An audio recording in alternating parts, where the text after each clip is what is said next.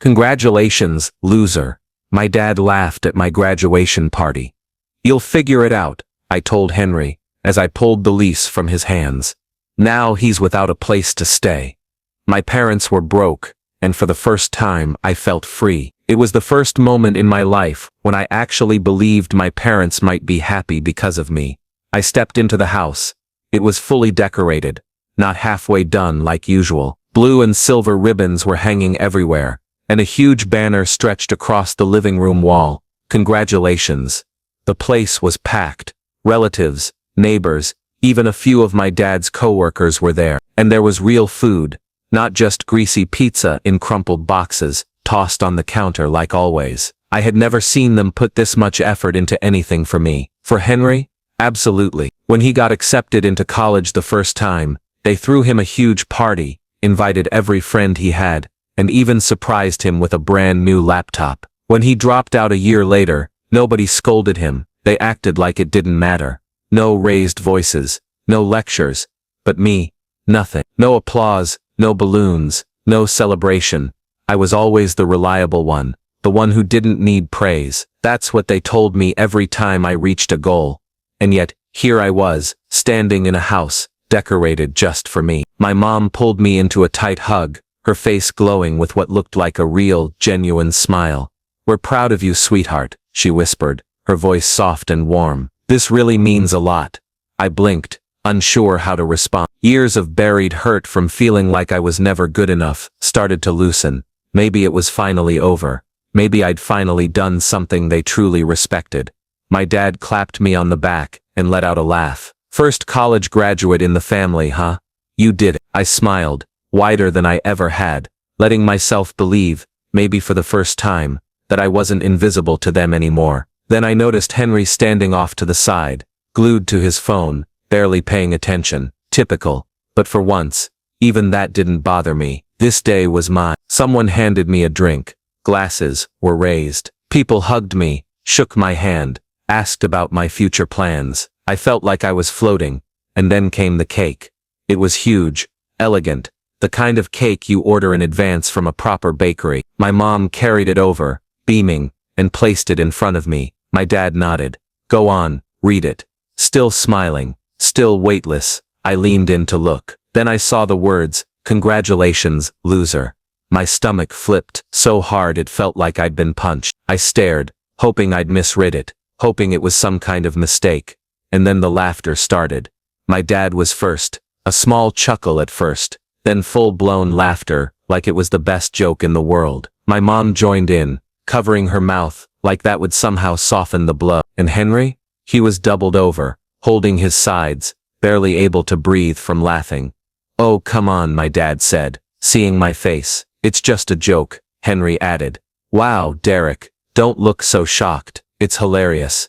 I stood there, feeling like the biggest fool. Of course it wasn't real. Of course they weren't proud of me. Why would they be? Why would anything change now? I looked around. A few people shifted uncomfortably, glancing at each other, but no one stepped in. No one said a word. Not a single person stood up for me. I swallowed hard, pushing down the bitter feeling rising in my throat. A joke, that's all I was to them. And something shifted inside me. It wasn't anger, not the kind they would expect. It wasn't even sadness. It was something colder, sharper, clearer. I picked up my glass, raised it slowly, deliberately. The room went quiet. Everyone was watching, waiting to see how I'd respond.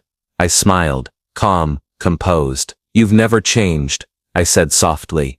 "Not from who I always believed you were." The laughter stopped. The room felt heavier. I gestured toward the decorations, the balloons, the cake. "This took time, effort. You planned this. I'll remember it." No one spoke. My mom fidgeted in her seat. My dad's smile stiffened, faltering under the weight of the moment.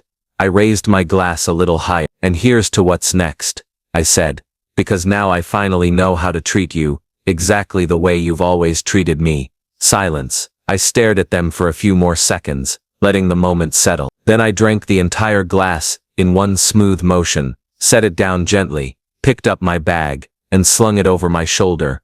Right before stepping out the door, I glanced back one last time. Henry was finally looking up from his phone, his smile starting to fade. My dad cleared his throat awkwardly. Oh, come on, Derek. Don't make this a big deal. It was just, I smirked. One last thing, I said.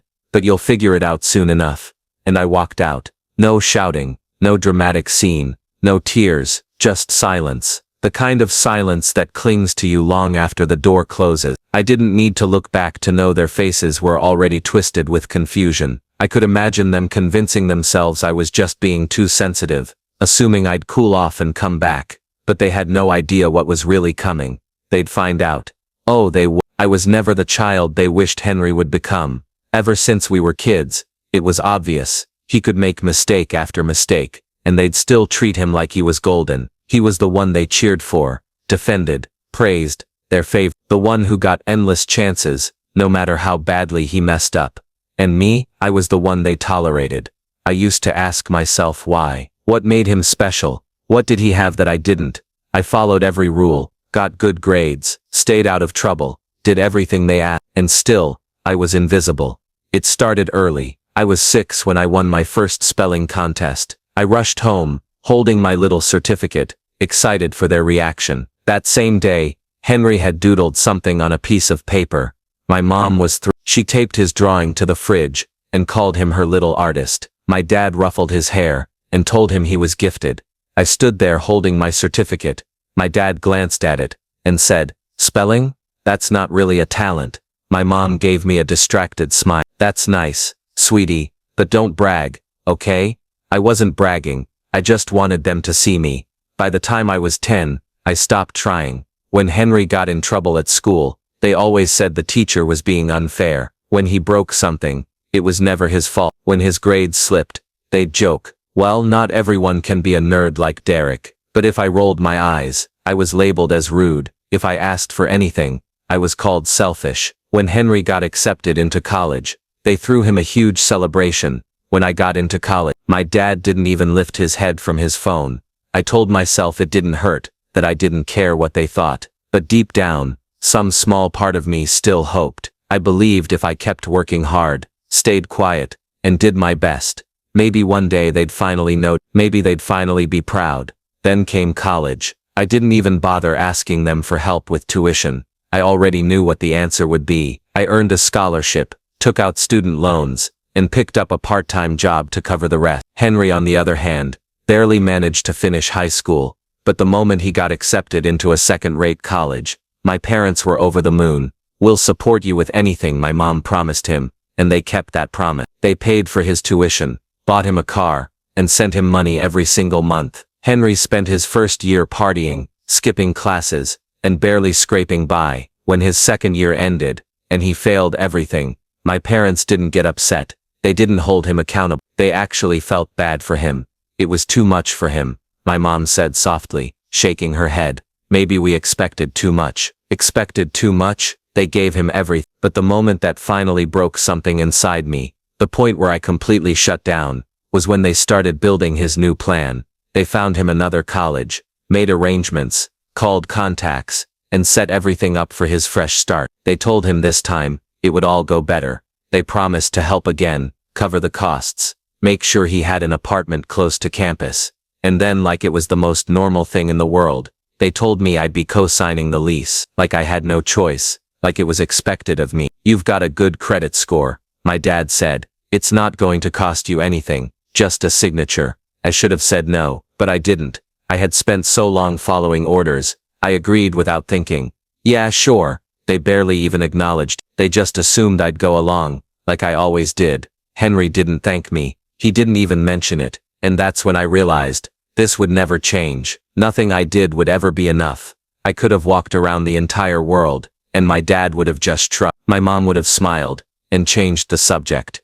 Henry would have joked that I was overreacting. The truth wasn't that they didn't see me, it was that they just didn't care. So when I showed up at that graduation celebration, when I saw the decorations, the banner, my mom's big smile, and my dad's handshake, I thought maybe this time it's real. Maybe now they're proud of me. Then they handed me that cake. Then they laughed. And I knew they didn't respect me. They never did. And that was okay, because starting that night, I was done being the one they could rely on. Without a second thought, I left that house, but not before I made one last phone call. Not before I took the one step none of them would ever not before I made sure that, in exactly 3 weeks, they'd be the ones calling me, worried, needing help, and finally realizing, I'd had enough. 3 weeks passed before they figured it out. At first I ignored their call, not to be petty, well maybe a little, but mostly because I just didn't care anymore. I had spent years answering every time they needed something, breaking my back trying to win approval from people who couldn't even appreciate it. So when the missed calls piled up,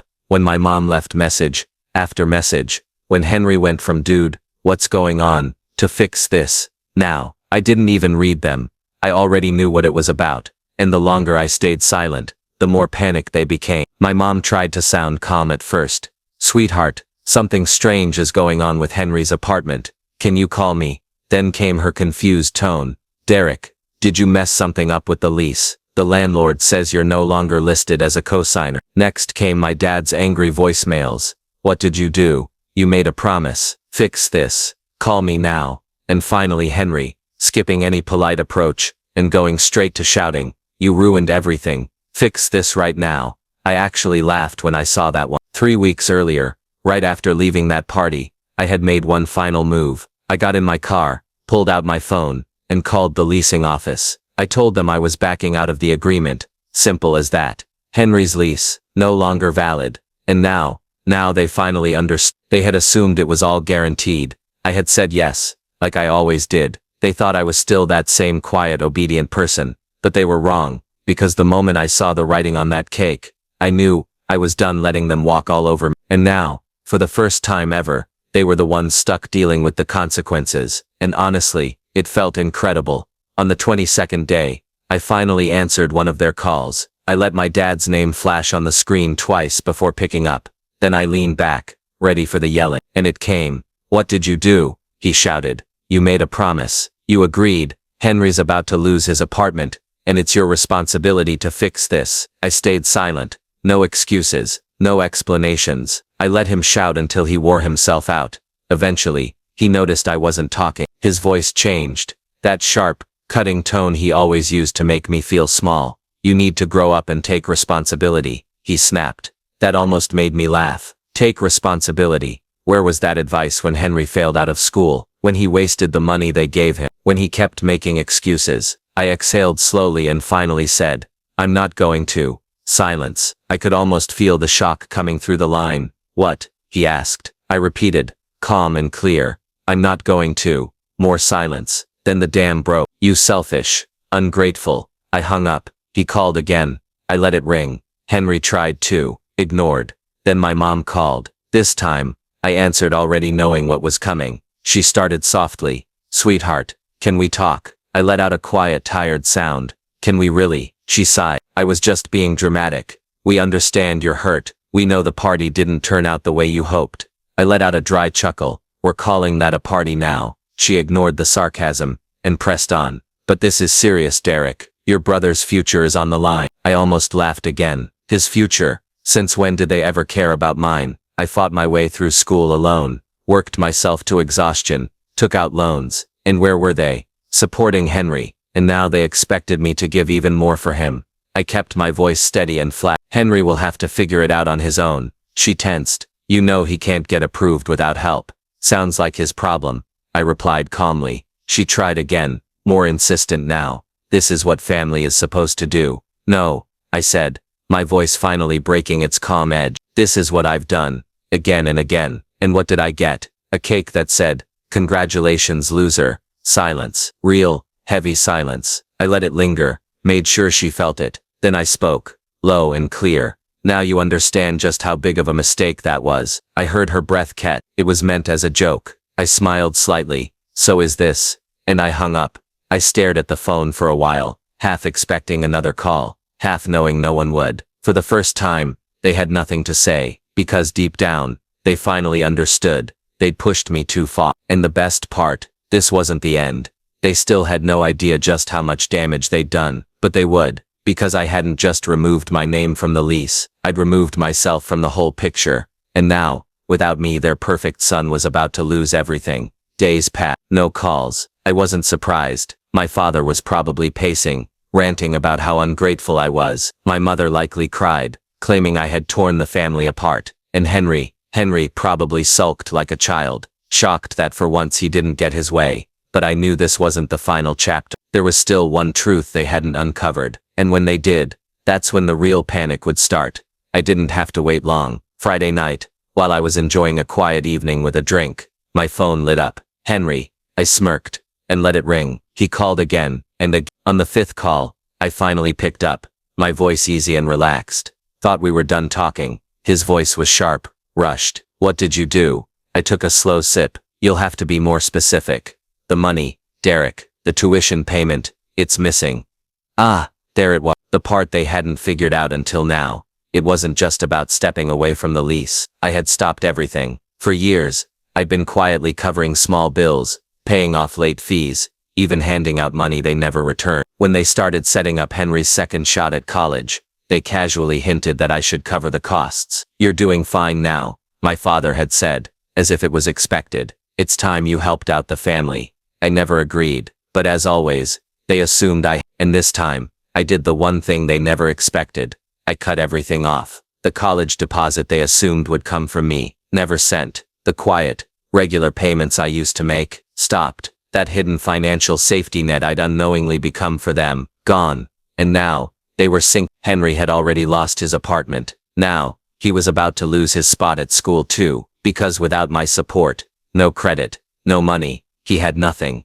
And me, I felt free for the first time. Derek, listen, you don't understand. Henry kept talking, his voice panicked. The college called. The payment didn't go through. I can't afford it. They're going to drop me. I let out a quiet, flat sound. That's unfortunate. Silence. Then he snapped. Fix this. That actually made me laugh. Even now, he truly believed I owed him. Are you serious? I asked, shaking my head. You promised to help, he shouted. No, I said simply. I expected you would. I corrected him. That's not the same, he began, about to mention what Mom and Dad had said. I stopped him right there. Oh, I bet they did. But guess what? I really don't care what they said. Silence again. Then his tone softened. Derek, you understand this is my only chance, right? There it was. Real panic. He finally realized just how bad it was. I leaned back, keeping my voice cool. Yeah, I said.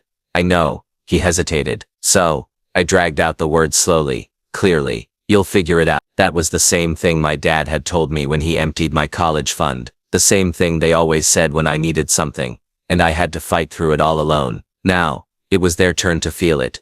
Henry finally yelled, You're just bitter. You're only doing this to get back at me. No, I replied calmly and clearly. I'm doing this because I finally learned to treat you the way you've always treated me. I let the moment settle, before I ended the call. The very next morning, my phone rang again. It was my mother. She was already crying before I even greeted her. Derek, she sniffed. We need to talk about this. I exhaled slowly. No, we don't. Henry's going to lose his spot, she said, her voice full of tears. You don't get what's happening. I completely get it, I answered, steady and calm. She paused, then inhaled deeply. You're making us all suffer over a dumb prank. I grinned. No, Mom, I'm just finally doing to you what you've always done to me. She gasped softly, as if I had struck a nerve. And that was when I realized something important. This wasn't just about Henry anymore. She wasn't just worried about him. She was scared for herself too. Without the money I used to give them, without the quiet support I always provided, they were now in trouble. All those small bills I used to pay off,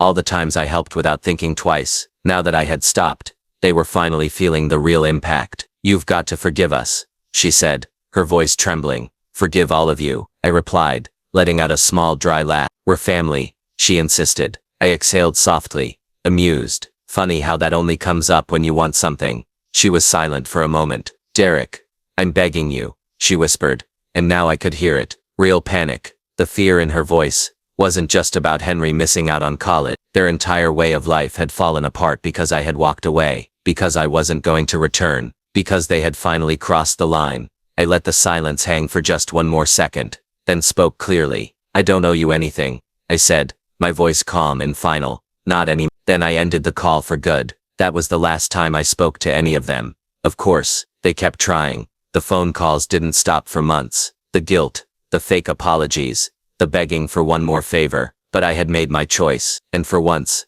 I chose my. Henry never made it back to college. The deadline came and went. He lost his spot. My parents couldn't find the money in time. They had already used everything they had trying to support him. Someone in the family later told me that Henry had moved back into the house. A grown man, no degree, no job, no plan for his future. It was almost poetic. For so many years, I was the one they overlooked, the one they laughed at, the one they never valued. And now, I was the one who walked away. They were the ones left behind.